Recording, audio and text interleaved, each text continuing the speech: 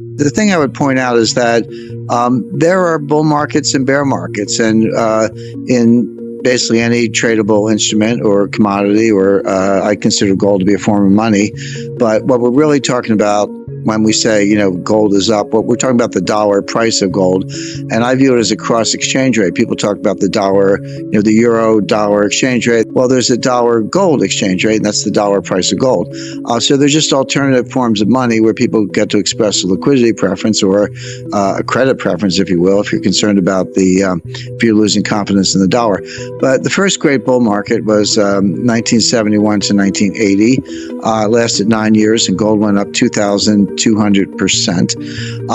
The second great bull market was from 1999 to 2011. Gold went up at just a little under 700%. But in between, you had a bear market from 1980 to 1999. It was a long one, almost 20 years.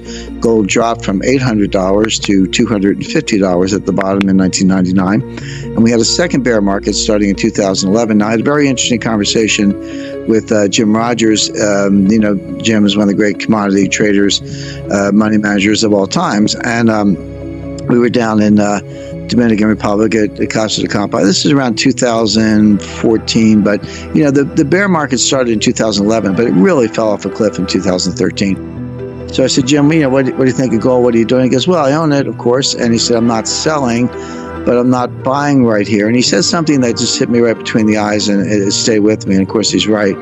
He said, gold's going to the moon, but nothing goes to the moon without a 50% correction along the way. And if you look at the high in 2011, $1,900, approximately, and where was the bottom of the bear market? It was $1,050 on December 16, 2015. Nobody knew it was the bottom at the time.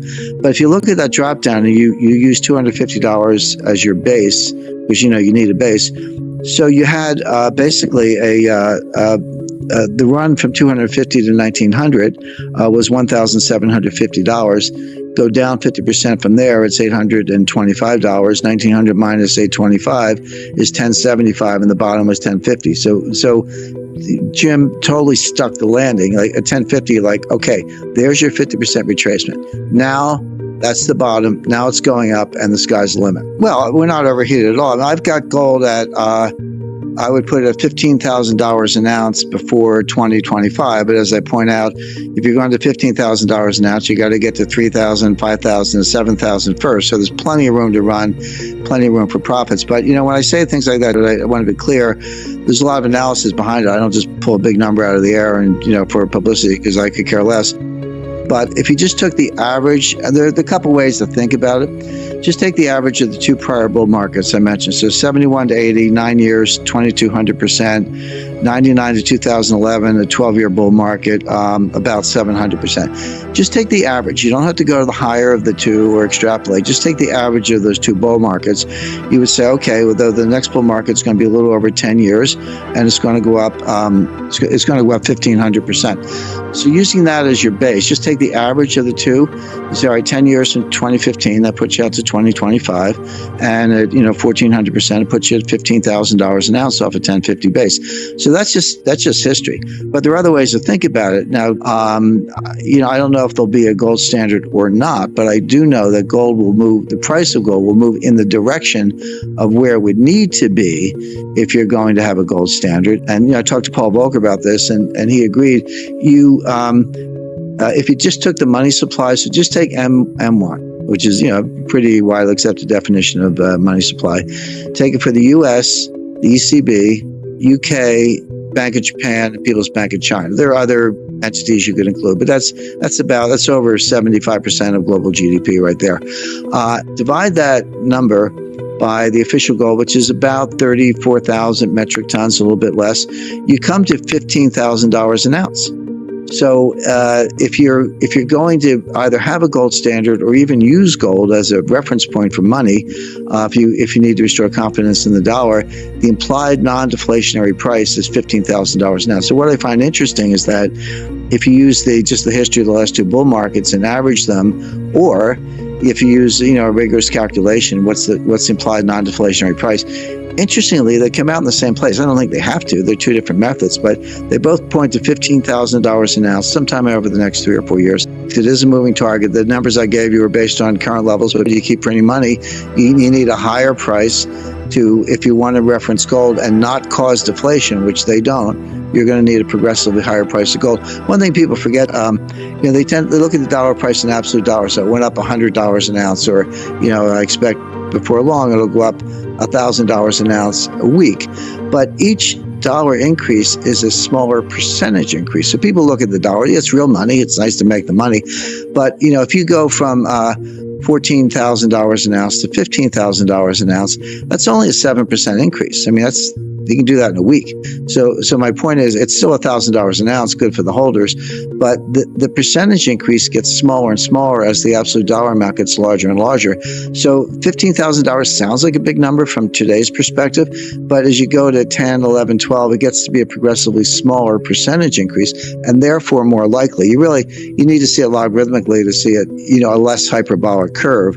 So logarithmically is the right way to think about it, but in dollar terms, the percentage increase gets to be pretty small at those levels. And when I say $15,000 an ounce, I don't think I'm stretching. I mean, could it be 25,000, 40,000? I mean, just take my monetary equivalent. If you use M2, and by the way, when I used M1 and did that math, that's with 40% backing, because historically 40% has been a high level of backing. If you take M2 at 100% backing, you get to 50,000 an ounce in a heartbeat. My numbers, I think, are conservative. They could be much higher. But the thing I would point out is that the Fed dug a hole and they can't get out of it. And I said all along, but certainly, 2014, 2015, et cetera, as they did the taper, and then they did the liftoff, and then they raised rates and all that. I said the Fed is trying to get out of this. They're trying to normalize the balance sheet, trying to normalize interest rates. But I also said they won't be able to do it. And that's exactly what happened in the fourth quarter of 2018. Between October 1st and December 24th, 2018, the stock market dropped 19%. It was 1 point away from a bear market at that stage. And then you had the Christmas Eve massacre. And that's when Jay Powell threw in the towel. He got religion. He said, okay, first he said, we're not going to raise rates anymore. Then he said, we're on pause. Then he said, we're actually going to cut rates. And then 9 months later, he said, we're going to end quantitative tightening, which was reducing the balance, the money supply. And then in September 2019, they started QE4, which is that was before before the recession, before the depression, before the pandemic. They were already in QE4 and cutting rates again. So they can't get out of it. Now it's worse. So they prove that the failure is manifest. They prove that they can't get out of it. And what can they do? By the way, on monetary theory, I mean, you say, what's the secret behind I think it's garbage, by the way, but you say, what's the secret behind it? Well, the secret behind it is if you can issue debt and collect taxes in the money that you print, you can force people to accept the money because they need the money to pay their taxes. And if they don't pay the taxes, they end up in jail. Now you can get extensions or do whatever, but at the end of the day, if you manifestly refuse to pay your taxes, they will come and put you in jail. And the point is, it relies on state power. It's really a neo-fascist concept. It relies on coercion, the point of a gun, jails, and state power to enforce the confidence in money. Now and they say that. I mean, I've read Stephanie Kelton. She's the bright light. I mean, this goes back a long way, but I've met her, read her books and her book, I should say, and her articles. But they're very explicit about that. Now, I think that's completely wrong because there are so many workarounds and so many ways to get out from under that kind of